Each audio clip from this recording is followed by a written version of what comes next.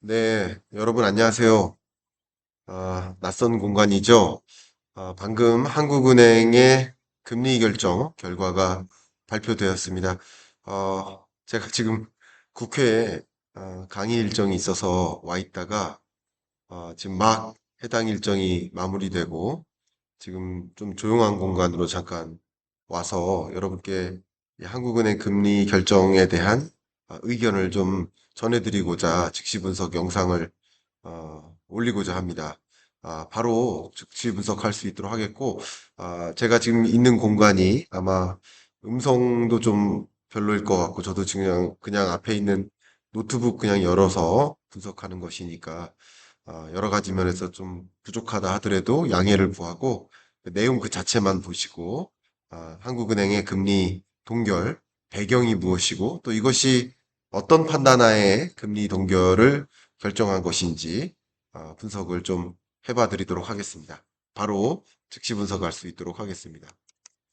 네, 보시는 것처럼 한국은행은 지난 24년 10월에 금리를 한 차례 인하했고, 그리고 11월에 금리 인하를 또 한 번 했고, 또 한 번 25년 2월에 세 번의 금리 인하를 단행했습니다. 그래서 한국은행으로서는 3.5%의 기준금리를 유지하다가, 그쵸? 긴축적 통화정책 기조를 유지하다가, 이제 점진적으로 피벗 금리를 인하하는 통화정책 기조의 선회, 방향 전환을 시작했고, 세 차례 금리 인하를 단행했는데, 이번에는 동결을 결정한 것이라고 볼 수 있겠습니다. 일단 한국은행으로서는 3.5에서 2.75%까지 금리 인하를 단행했습니다만, 이번에 금리를 동결한 배경은 역시 한 가지 한미 간의 기준금리 격차, 이 부분도 고려할 수 있겠죠. 여기서 추가 금리 인하를 선제적으로 단행할 경우 한국은행이 운영하는 3.5%에서 미국 연준이 운영하는 5.5%라는 이 격차가 2%포인트 아니었습니까? 근데 지금 그 격차가 좁혀진 거예요. 그죠? 1.75%포인트로 좁혀진 것인데, 여기서 또 한 차례의 금리 인하를 우리 한국은행이 먼저 한다면, 미국 금리 인하 속도보다 더 먼저 한다면, 다시 이 격차인 2%포인트의 격차로 다시 벌어지는 건 아니겠습니까? 그러니까 그런 부분들도 한국은행으로서는 고려할 수 있겠다. 왜냐하면 이 상황 하에서 금리 격차가 추가적으로 더 벌어질 경우 다시 한번 강달러라는 또 다른 금융 불안 요인을 만날 수도 있기 때문에 그 부분도 고려한 것이라고 먼저 해석을 드리겠습니다. 그것이 중요한 포인트는 아니겠지만 어쨌든 세계적으로 미국도 금리를 점진적으로 인하하고 영국도 금리 인하를 단행하고 있습니다. 캐나다 금리는 오히려 한국보다 훨씬 높은 금리 5%에서 2.75 한국과 똑같은 금리 수준으로 내려왔습니다. 그러니까 한국보다 더 급하게 금리 인하를 했다라고 평가할 수 있겠죠. 유로존 같은 경우도 한국보다 높은 금리 수준에서 시작해서 4.5%죠. 지금은 한국은행보다 더 낮은 금리 2.65%를 운용하고 있습니다. 스웨덴 같은 경우도 한국보다 높은 금리 4%까지 높였다가 지금은 2.25%로 급하게 내린 겁니다. 스위스 같은 경우는 특이할 사항인데 1.75%까지 금리를 운용하다가 지금은 0.5%로까지 내렸고 굉장히 급하게 내린 거죠. 일본과 역전된 상태입니다. 일본은 금리를 인상했지만 스위스는 인하했고 급하게 인하했기 때문에 지금은 역전된 상태의 스위스의 금리를 확인할 수 있습니다. 현재 스위스가 운영하고 있는 기준금리가 0.25%포인트예요. 그러니까 그만큼 운용폭이 더 적극적으로 금리 인하를 단행했다라고 평가해 볼 수 있겠습니다. 제가 이 부분을 말씀드리는 여러 가지 이유가 있겠지만 세계적으로 통화정책 기조를 전환해 나가는 것. 세계적으로 우리나라만 통화정책 기조를 전환하는 그런 움직임이 아니라 세계적으로 통화정책 기조를 전환해 나가는 흐름이다. 라는 것을 다시 한번 강조해서 말씀을 드리고자 하는 겁니다. 그러니까 세계적으로 통화정책 기조를 전환해 나가고 있는데 그런데 우리나라도 역시 마찬가지로 같은 경로로 금리를 전환해 나가고 있는 것이죠. 방금 스위스 기준금리를 제가 0.5로 잘못 표현해서 여기 0.25라고 방금 수정을 했습니다. 그래서 이렇게 세계적으로 통화정책 기조를 전환해 나가는 게 피벗인데, 다만 이 피벗의 흐름 속에서 제동이 걸린 게 있어요. 제가 주변에 좀 소리가 좀 나서 여러분께도 들릴까 봐 걱정이 되지만, 그래도 제가 무시하고 분석에 집중할 수 있도록 하겠습니다. 양해를 좀 부탁드리겠습니다. 그러니까 0.25%로까지 스위스가 금리를 인하할 만큼 세계적으로 피벗의 정책을 단행하고서 통화정책 기조를 전환하는 거예요. 그런데 이제 4월부터 상호관세를 발표하고 그리고 발효하고 무역 전쟁이 어떻게 전개될지 일관성 없이 전개되니까 미국 연준을 비롯한 세계 중앙은행들이 어떤 정책 기조가 이어지고 그게 물가에 어떤 영향을 미치고 그게 경기에 어떤 영향을 미칠지 가늠을 할 수가 없는 거예요. 그러니까 지금으로서는 연준으로서도 어떤 판단이에요? wait and see. 좀 지켜보자. 신중한 통화정책 기조를 가져가 보자.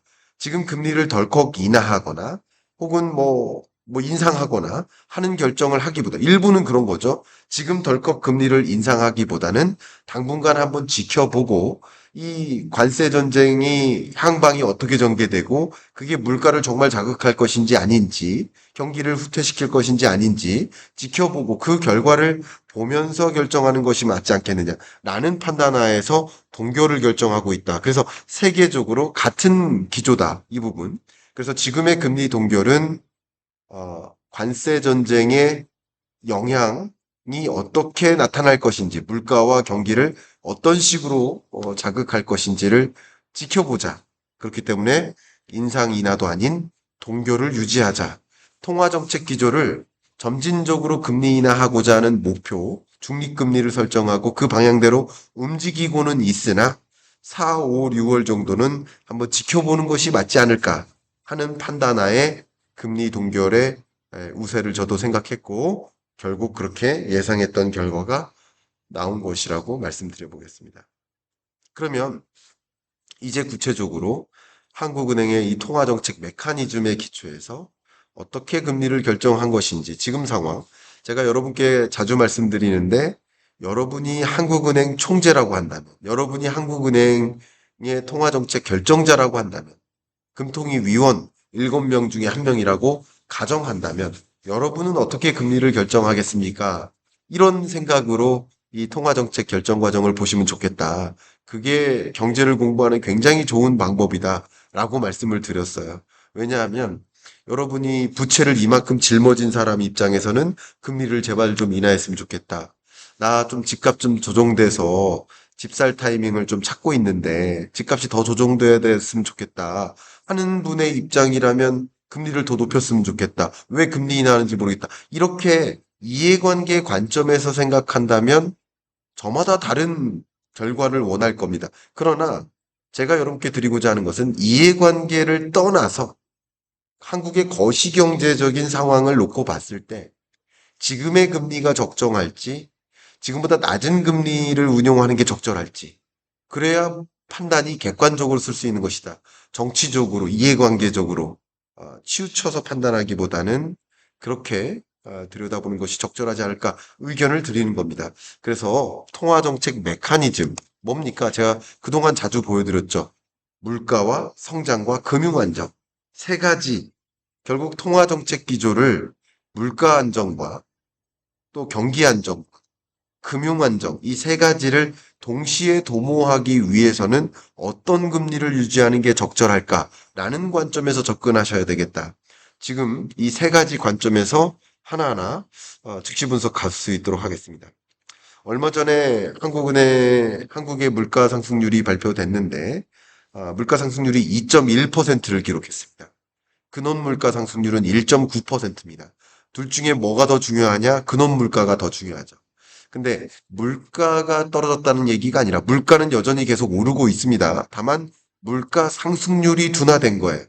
근데 한국은행의 목표는 물가를 잡는 게 아니에요. 물가 상승률을 잡는 거예요. 어떤 수준까지? 목표 물가까지. 그 목표 물가가 뭐죠? 2%거든요. 근데 우리나라의 목표 물가 2%를 넘었습니까? 밑돕니까? 밑돌고 있죠. 근원 물가 기준으로. 역시 소비자 물가 기준으로도 2.1%면 물가 안정을 유도하기 위한 긴축적 통화 정책을 유지하고 있는 것은 충분하다. 그리고 지금부터 물가 상황만 본다면 오히려 금리를 물가 상승률이 예를 들어 2%인데 기준금리는 아까 보여드렸던 대로 2.75%예요. 그러면 너무 제약적인 거, 지금 제약적인 금리인 거예요. 중립금리가 2%니까 한국은행이 생각하고 있는 중립금리가 2%니까 그 2%를 우회하는 수준이면 제약적인 금리인 거예요. 억누르는 금리인 거예요. 그러니까 물가 안정을 유도하기 위한 금리인 거예요. 그렇기 때문에 물가만 고려한다면, 지금 다음 나머지 내용도 보겠습니다만, 물가만을 고려한다면 금리를 인하하는 것이 맞겠죠. 지금 현재. 역시 물가 상황을 진단할 때 수입 물가를 봐야 됩니다. 우리나라의 수입 물가 상승률이 지금 원화 기준으로는 다소 6.8, 6.5, 4.6으로 역시 안정화되는 흐름을 보이고 있습니다. 달러 기준으로는 마이너스 물가를 기록하고 있습니다. 이게 왜 그러느냐? 우리가 수입하는 데 있어서 원화를 주고 살 때는 원화 가치가 약하니까, 강달러니까, 그러니까 더 많은 돈을 주고 사는 것이다라는 개념이에요. 그래서 수입 물가 상승률도 원화 기준으로는 더 높은 것이고 달러 기준으로는 마이너스인 거예요. 이해 가셨죠? 이거는 환율 때문에 그런 겁니다. 그런데 어쨌든 수입 물가 상승률이 원화 기준이든 달러 기준이든 뭐 달러 기준으로는 더할 나위 없지만 원화 기준으로도 안정세의 흐름으로 향해 가고 있다. 이것을 본다면 왜 그런 걸까? 예를 들어서 국제 유가 떨어지고 있죠. 원자재 값이 떨어지고 있죠. 무역 전쟁으로 인해서 물가가 오르는 게 아니라 글로벌 인플레이션은 오히려 물가가 떨어지는 것을 유도하고 있습니다. 미국으로 수출하지 못하니까 과잉 공급된 철강과 알루미늄과 자동차와 부품들이 그 밖에 다른 나라들로, 미국을 제외한 다른 나라들로 오히려 거의 덤핑 수준으로 헐값에 판매되고 있고 수요가 부진해요. 기업들이 생산 못하고 소비가 안 이루어지고 하다 보니까 글로벌리 여러 가격들이 안정화되고 있어요. 이게 오히려 관세 전쟁이 글로벌 인플레를 둔화시키는 요인으로 작용한다라는 그동안의 제 의견, 그게 지금 나타나고 있는 신호라고 저는 생각을 합니다. 어쨌든 물가 안정 상황을 진단해 본다면 2%라는 목표 수준에 부합하고 있다. 그렇기 때문에 지금의 2.75%라는 높은 기준금리를 계속 유지할 필요까지는 없는 것이다. 라고 볼 수 있겠죠. 그런데 나머지 요인을 좀 더 보겠습니다. 금융안정 요인. 물론 원달러 환율이 최근 많이 떨어졌습니다. 이것은 정치적 불확실성이 어쨌든 완화된 것이고 탄핵 결과가 동의된다, 동의되지 않는다. 뭐 탄핵에 대한 그 정치적 결정은 당연히 우리가 존중해야 되고 그것을 맞다고 가정하고 가는 게 맞습니다. 그러나 국민들이 일부는 그것을 찬성하고 일부는 찬성하지 않을 수도 있죠. 그러나 그것이 중요한 게 아니라 정치적으로 어떻게 될지 잘 몰라 하는 그 물음표가 지워진 것 아닙니까? 그러니까 불확실성이 해소된 것이고 원화 가치가 강해진 것이죠. 반면 트럼프발 관세 전쟁이 상당히 강하기 때문에 미국 경제에 부정적 영향을 주는 게 아닌가, 미국 국채가 정말 안전자산일까 하는 의심이 가해지는 것이고 미국이 안전자산으로서의 가치를 잃어가고 있는 모습이에요. 미국발 경제 위기 오는 거 아닌가 이런 생각까지 할 만큼 그러니까 상대적으로 달러화의 가치는 약세화되고 있다. 역시 외환시장 관점에서 강달러 기조가 계속 지속될 경우 1450원을 상회하고 뭐 이렇게 될 경우 그게 부담돼서 금리 인하기가 좀 조심스러웠을 수 있겠지만 지금의 경우에는 그래도 뭐 1400 초반대를 향해 내려온 상태니까 환율이 걱정이 돼서 금리 인하를 못하는 상황까지는 아니다. 물론 앞에 맨 처음에 말씀드렸던 것처럼 이런 상황에 애써 원달러 환율이 안정화되고 있는데 완벽히 안정화된 건 아니죠. 안정화되고 있는데 이 와중에 금리를 선제적으로 인하해서 한미 기준금리 격차를 벌려서 그래서 원달러 환율이 더 다시 치솟게 만들기는 부담이 된다. 이런 판단도 있겠죠. 그런 판단도 역시 같이 만난 것이라고 볼 수 있겠습니다.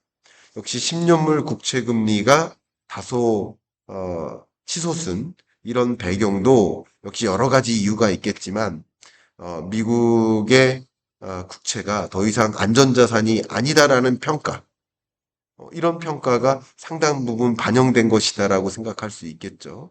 그래서 이런 것들까지 금융 불안 요인들도 있고 국채금리가 또 이렇게 올라가다 보면 높은 국채금리를 만약에 유지하다 보면 그게 글로벌 금융시장의 경로를 통해서 가이드라인처럼 작용되기 때문에 어, 국내외 시중금리의 레벨을 올려놓을 수 있어요. 그런 것들도 역시 생각을 해본다면 이런 면에서는 금리를 그래도 인하하는 것이 맞지 않겠느냐.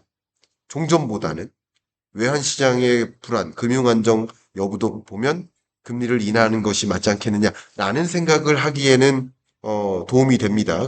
그래서 지금 물가 안정과 금융 안정을 고려하자면 종전보다는 금리를 인하하는 것이 적절치 않겠느냐라는 판단에 도움은 됩니다. 뭐 부정적, 긍정적 요인이 있겠지만 마지막 세 번째가 경기 안정 진단이에요. 지금 우리 한국 경제는 너무나 어렵습니다. 22, 23, 24년 연속 소매 판매액 지수 증감률이 마이너스 행보를 보이고 있고 이렇게 3년 연속 마이너스를 기록했었던 건 우리나라 역사상 처음이다 이런 말씀 드렸어요. 그런데 25년 2월 기준의 소매 판매액 지수 증감률은 또 마이너스 2.4%예요. 그만큼 우리 내수 경기가 어려운 것이다. 내수 경기가 이렇게 어려운 마당에 금리 인하를 미룰 수는 없는 것이다. 즉, 다만 제가 여러분께 말씀드리고 싶은 것이 그럼 금리 인하한다고 경기가 회복됩니까? 이렇게 말씀하시는 분들이 계신데 금리 인하한다고 경기가 회복된다는 것은 아닙니다. 그러나 여러 가지 여건이 그나마 내수 경기 회복을 하는데 도움이 되겠죠. 예를 들어 추경을 편성한다든가 그 밖에 여러 가지 것들이 내수 경기 진작에 도움이 되겠죠. 그러나 높은 금리일 때보다 낮은 금리일 때 상대적으로 경기 진작에 도움이 된다는 건 맞아요. 뭐 금리 인하를 통해서 나머지 부정적인 요인, 부작용들이 있는 거 아닙니까? 서울시 집값 더 폭등하는 거 아닙니까? 이런 부작용이 있다 하더라도 그 부작용이 위중한가? 아니면 지금 내수 경기 부진이 더 위중한가? 그걸 고려했을 때 다소 부정적 효과가 있을지라도 지금의 내수 경기 상황이 너무나 안 좋다. 그렇기 때문에 2.75%라는 높은 금리를 유지하는 것보다 2%라는 중앙은행이 우리 한국은행이 생각하고 있는 중립금리를 향해 점차 내려와 주는 게 경기 진작에는 도움이 된다. 많은 기업들이 신규 투자를 하고자 하는 기업들이 있다 할 때 어쨌든 지금의 시중금리는 허들이 된다. 또 국채금리까지 치솟은 상황에서 이 시중금리를 더 자극할 수 있으니 금리를 인하할 요인은 된다. 경기 안정이라는 것을 고려한다면 금리를 인하할 요인은 된다. 이렇게 설명드릴게요. 최근에 한국은행은 2024년 11월 기준 한국경제 성장률을 1.9%로 전망했다가 2월 들어서 1.5%로 전망했고 또 4월 들어서 상호관세를 발표한 이래로 무역의 불확실성은 더 커진 상황이라고 해석해 볼 수 있겠죠. 그렇게 고려한다면 지금 1.5%의 성장률도 사실은 어렵지 않겠는가 하는 생각들을 많이 하고 계실 겁니다.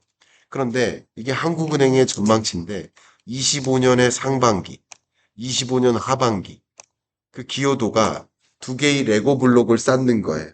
내수의 기여도, 수출의 기여도 두 개를 쌓았을 때 그 높이가 그 반기 성장률입니다. 근데 상반기 성장률은 0.8%, 하반기 성장률은 2.2% 이렇게 기록하면서 25년 성장률은 그래도 1.5% 유지하지 않겠는가 이런 전망인데 이대로 가다간 이 내수 기여도 0.5%도 어려워지고 무역 전쟁으로 하반기 역시 수출 0.3, 0.3이랬는데 수출 윗단에 있는 0.3, 0.3도 사실은 종전에 생각했던 것보다 조건이 더 악화됐죠.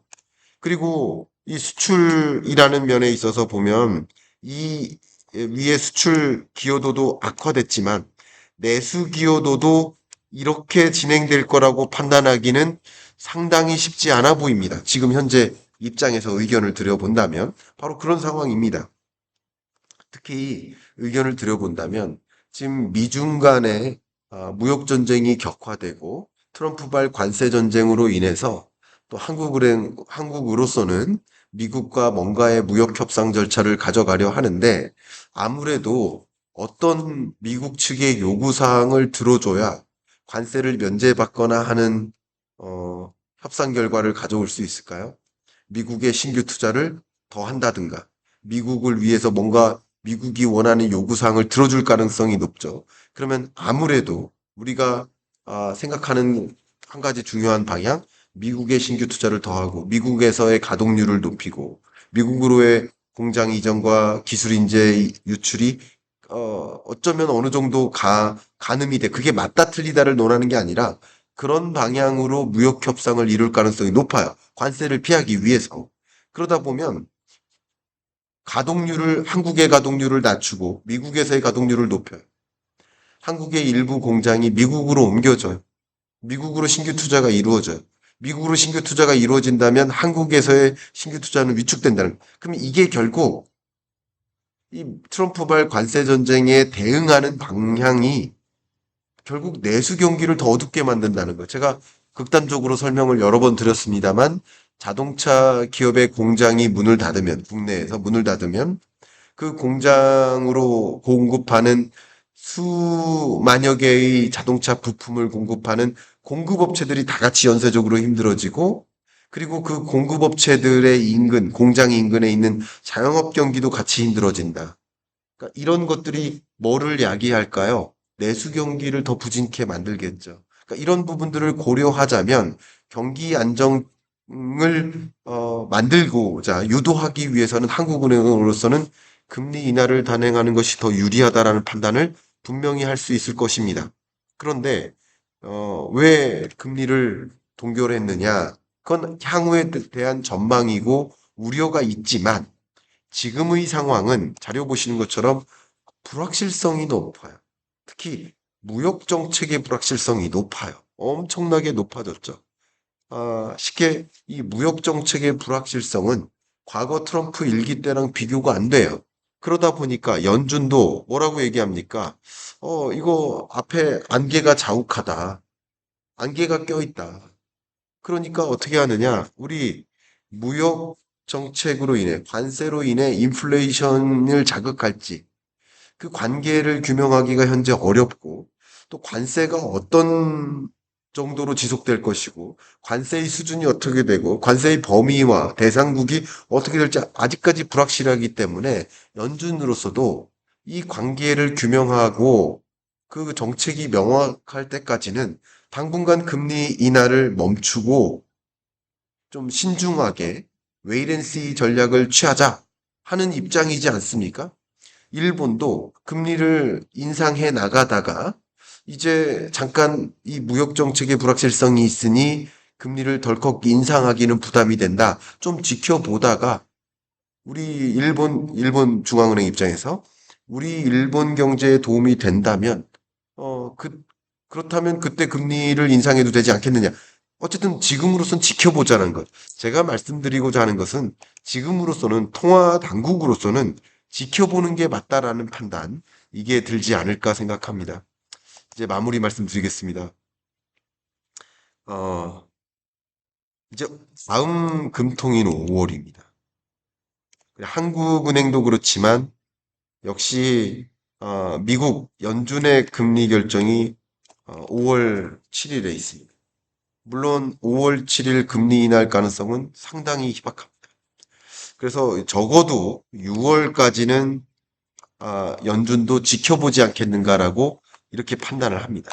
그래서 저의 의견은 4, 5월 달까지는 금리를 동결한 채 지속하지 않을까 생각하고 4, 5, 6월 동안 발표되는 물가 지표, 경기 지표에 따라서 또 연준의 금리 결정에 따라서 어, 좀 빠르다면 7월에 결정하지 않을까, 금리 인하를 단행하지 않을까라는 의견을 현재로서 가지고 있고, 그리고 4, 5월 달 동안에도 나타나는 여러 거시경제 지표, 수출이 급격히 감소했다든가, 내수 경기가 또 급격히 침체됐다든가, 실업자가 급격히 늘었다든가, 물가는 심각하게 떨어진다든가, 예를 들어서 물가가 고조되지 않는다든가, 이런 지표들을 받아들면 좀 빠르면 5월 29일에도 좀 적극적인 금리 인하를 단행할 수도 있겠지만, 현재로서는 좀 지켜보다가 그 결과를 보면서 결정하지 않을까, 이렇게 의견을 드립니다. 제가 지금 급한 대로 노트북 열어놓고 지금 이 공간에서 즉시 분석해 드렸는데, 마지막으로 공지 말씀드리고 끝내도록 하겠습니다. 제가 오피셜 클럽을 런칭했고, 매일 여러분들과 굿모닝 뉴스, 굿모닝 마켓 뉴스를 정리해드리고, 또 글들도 함께 공유해드리고 있죠. 또 매주 여러분과 줌 특강을 통해서 여러분이 갖고 계신 질의에 하나하나 답변을 드리고 있죠. 또 매월 오프라인 특강을 통해서 하나의 중요한 주제를 가지고 집중적으로 들어가고 있습니다. 여러분이 오피셜 클럽에 함께 하기를 희망하신다면 고정 댓글로 안내를 해드릴 테니까 링크로 들어오셔서 어, 관심을 나타내 주시면 어떨까 의견 드리도록 하겠습니다. 이상 저는 녹화 마무리하고요.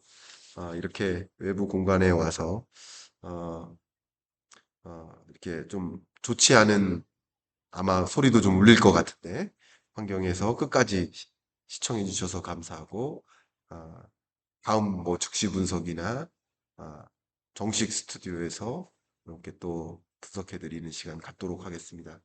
하루 평안하게 보내시길 바라겠습니다. 안녕히 계세요.